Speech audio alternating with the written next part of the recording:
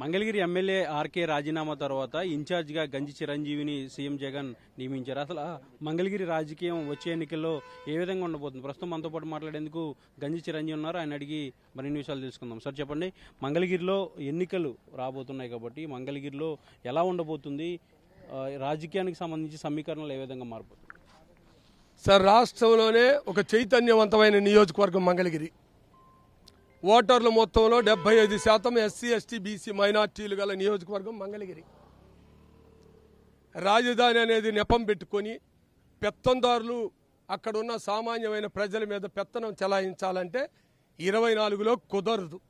ఎందుకంటే గౌరవ ముఖ్యమంత్రి వైఎస్ జగన్మోహన్ రెడ్డి గారు సామాజిక రాజకీయ న్యాయం చేయాలనే ఉద్దేశంతో మంగళగిరిలో ఆళ్ల రామకృష్ణారెడ్డి గారిని పక్కన పెట్టి చేనేతలో పుట్టిన మాకు అవకాశం కల్పించారు.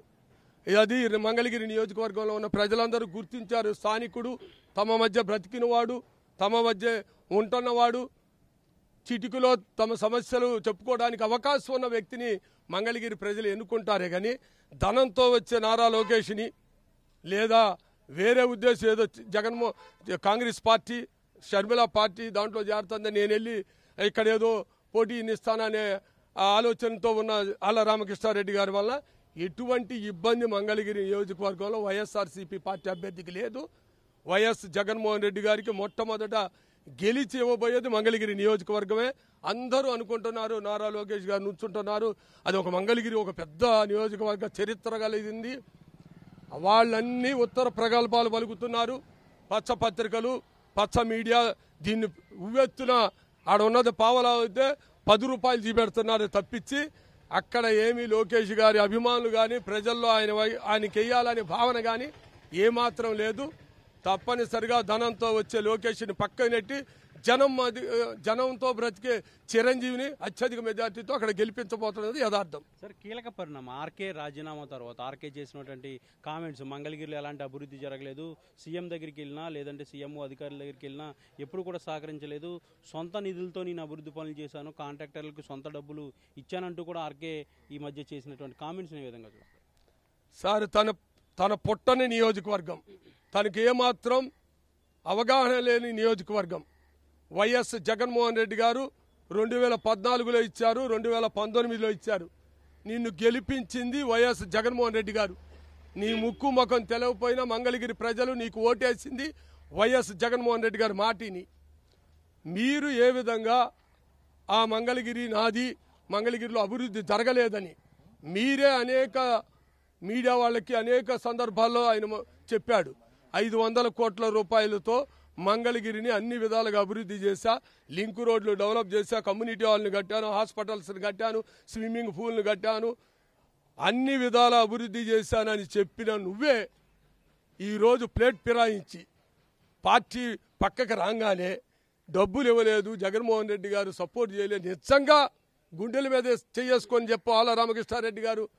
జగన్మోహన్ రెడ్డి గారు లాంటి మంచి మనిషి మీకు అండగా ఉండకపోతే మంగళగిరిలో 1 రూపాయైనా నువ్వు ఖర్చు పెట్టే అవకాశం నీకు వచ్చేదా?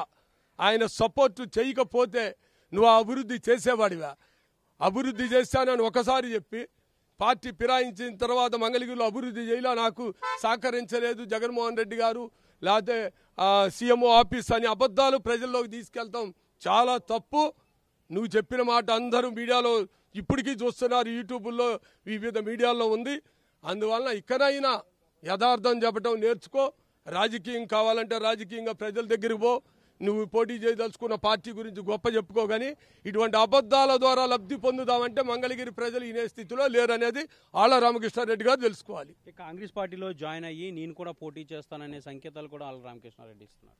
సార్, మంగళగిరిలో ఎంతమంది పోటీ చేసినా ఎవరైతే వైఎస్ఆర్సీపీ పార్టీ అభ్యర్థి కాకుండా మిగతా వాళ్ళు ఉంటారో వాళ్ళల్లో ఒకడుగా ఉంటాడు తప్పించి ఈయన వలన మా పార్టీకి కానీ అక్కడికి గెలుపుకి కానీ ఎటువంటి ఇబ్బంది లేదు.